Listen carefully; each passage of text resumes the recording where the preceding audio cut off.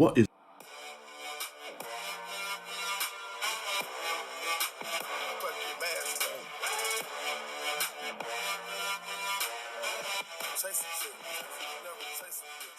going on, my Masketeers? Welcome back to another episode, and today we are talking about House of the Dragon, the sequel slash prequel to Game of Thrones, the award-winning, groundbreaking show. And we would not be discussing that final season. Just please get that out of your mind. Just scrub it away. But anyway, House of the Dragon takes place 200 years before the events of Game of Thrones, and essentially the show focuses on House Targaryen because we now get to see them while they were ruling. And I would probably say this is them at the height of their power, essentially. And it is based off George R. Martin's Blood and Fire novel, I believe. This is going to be a very in-depth look into that story, which he did. In the story, we are literally following King Viserys Targaryen, and he has a daughter named Rhaenyra Targaryen, but he doesn't have any male heirs. And during this time, a woman couldn't take the throne. It had to be a man. Even though Rhaenyra is his eldest child, because she is a woman, she won't be able to take the throne. And so he needs a male heir. And currently his wife is pregnant, but they don't know the sex of the baby yet. But should he not be able to provide a male heir, the throne will then pass to the next in line, which is his younger brother, which is Prince Daemon Targaryen, the wild child, the hothead, the guy that is really about his life, and he's outside. Believe me when I say that. And so essentially what we are going to see is how this plays out and how the dynamics of the family are going to be affected by the event that take place over the season. The one thing which I would definitely say is that it definitely ties into the thing that we liked the most about Game of Thrones, which was the character development, the backstabbing, the plots, the betrayal, the scheming, all of that thing that made Game of Thrones stand out to everybody. I feel was going to be the main focus in this show. I think what happened with Game of Thrones is the original thing was always supposed to be the Night King and winter is coming, but because the Game of Thrones aspect, people fighting for the throne and how good that was, people kind of forgot that that wasn't really the point of the show. The show was meant to be about us putting our differences aside and having our petty squabbles mean nothing when faced with the end of the world. Like, there is a global threat coming and we need to stop bickering, come together as a whole, as a unit, as a people, and face the threat. But yeah, that got lost in translation because we just loved the drama so much. We loved the bickering, that when the big threat came, again, people didn't really feel like that was what they watched Game of Thrones for, which is sad. And it didn't help that the writing just turned to shit after season 5, but you know, we won't get into that. But with this show, it is literally going to be, the focus is on the Game of Thrones, essentially, the thing that people loved originally about the show. And so I really hope that they do it justice, because we definitely have a lot to go on, and there's a lot of dragons, baby. There's a lot of dragons. So with that being said, let me talk about the good of the episode. I would say the good of the episode, everything for me. And if it's coming across like I'm a Game of Thrones fan, it's because I really am. I've read the book. I loved the show up until season 5. Season 4, 1 to 4, Game of Thrones for me is a masterpiece. Nobody can ever tell me anything in terms of just world-class character development, world building, plot, every aspect, cinematography, the CGI of the dragons, landscape, location,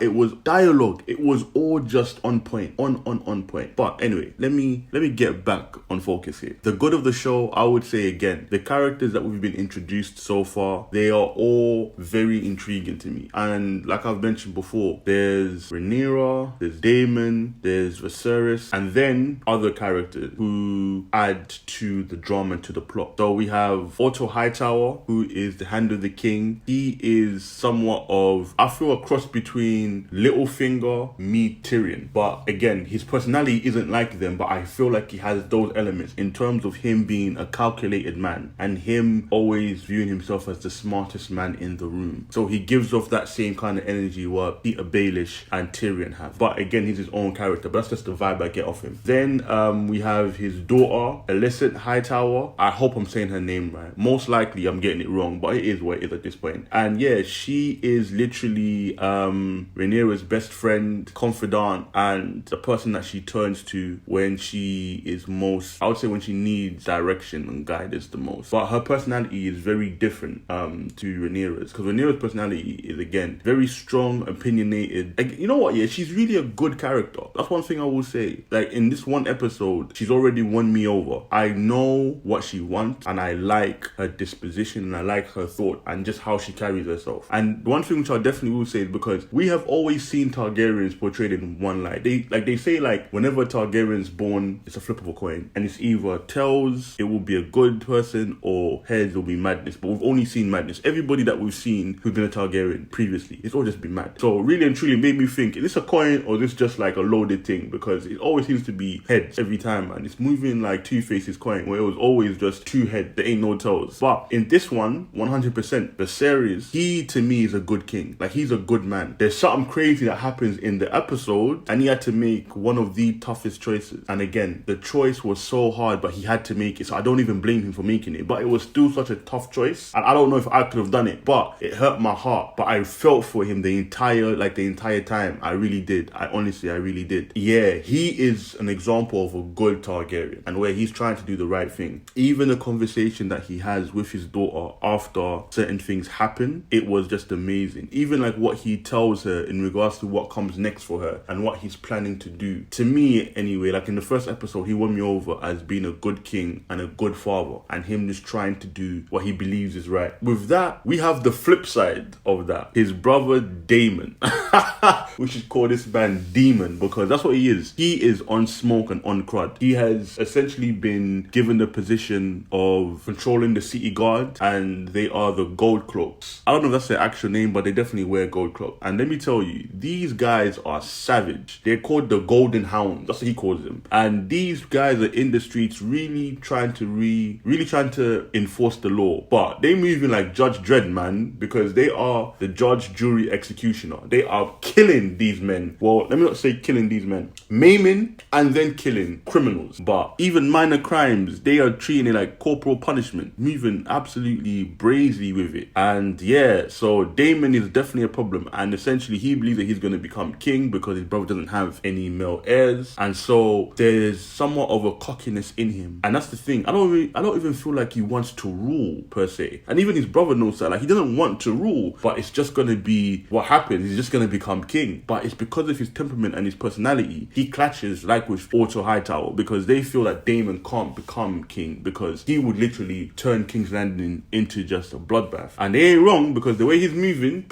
he's definitely on that vibe. He's like if Joffrey was just more confident and not a massive mummy's boy. That's what Daemon is. Daemon is Joffrey's final form. I love it. I honestly love it. I can't wait to see how this unfolds. Like always, when it comes to the quality, especially the CGI of the dragons, top notch. HBO gave them the bag, and they are showing us the bag. And the crazy thing is, there is a gold dragon that belongs to Rhaenyra, and it's actually called Syrax. And when I heard that, I was thinking, wait a minute, ain't that the dude from Mortal Kombat? You know, the yellow cyborg? And I'm thinking, nah, George, you think you're slick. You're definitely a Mortal Kombat fan. He plays it on his downtime. That's why he hasn't written Winds of Winter. And then Daemon has got a red dragon, and his dragon looks very reptilian-like and snake-like, which is very cool. Honestly, if the red dragon is called Sector, guaranteed that George R. Martin is a Mortal Kombat fan. The dragons look amazing, and we're getting very different looking dragons, because in Game of Thrones, all three dragons to me look the same. They were just different colors and different sizes. But with these dragons, they're different colors, different sizes, and even different in body shape, because yeah, Daemon's dragon looks like a damn snake reptile looking thing, and it fits his personality perfectly. So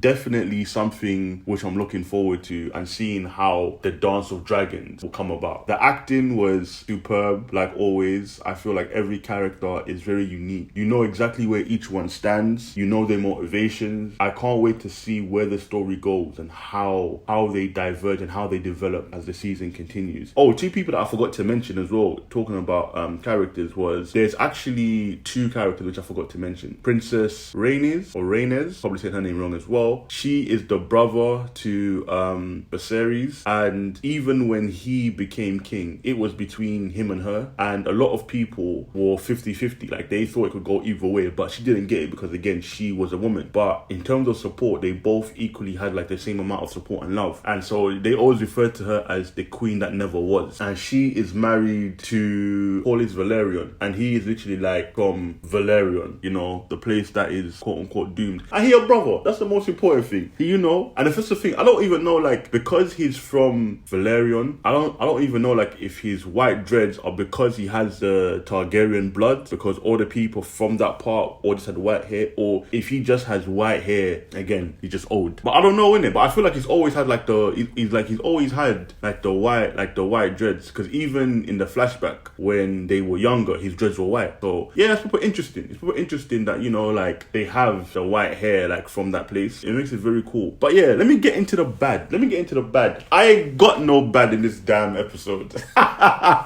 There's no bad. Honestly, there's no bad. Nothing that I could see. And that's not with me being biased. Literally, with the first episode, it's captured everything that you would want and what you would think a Game of Thrones franchise or universe building show would have. And so for me, there's no bad. Sorry, I loved every moment of it. So we're definitely gonna give this one no bad, which is gonna be rare, but we'll find out as time goes on. And so my verdict for the episode, I would say that this episode was a 9 out of 10 for me. I'm very interested in where they're gonna take it. There are a lot of potential here, so many third points and so many good possibilities for this show. So fingers crossed they can keep up this momentum. I am very excited, mostly just to see the development of the characters, because this will lead to a Dance of Dragons, and this is meant to be like one of like the worst wars in the Targaryen history, because essentially this is like the thing that destroyed their family. They destroyed themselves, essentially. This is how all of their dragons ended up dying in the process, and how House Targaryen lost the power, because the one thing that made them special was the fact that they had and could control dragons. In the time of Game of Thrones, even in the time of the Mad King, there were no more dragons left because they all got killed in the Dance of Dragons. So for this show, I am very excited to see how that all plays out. That's it, really. That is it. Like always, guys, thank you so much for showing your support, for watching these videos, for liking these videos, and also for commenting on these videos. And with that being said, I am going to put a few of the comments that you guys have left. There they are. Take them in. Enjoy.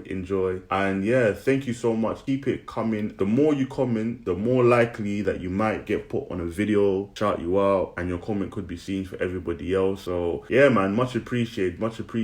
And like always, like, comment, subscribe, and I will see you at the next masquerade. Peace.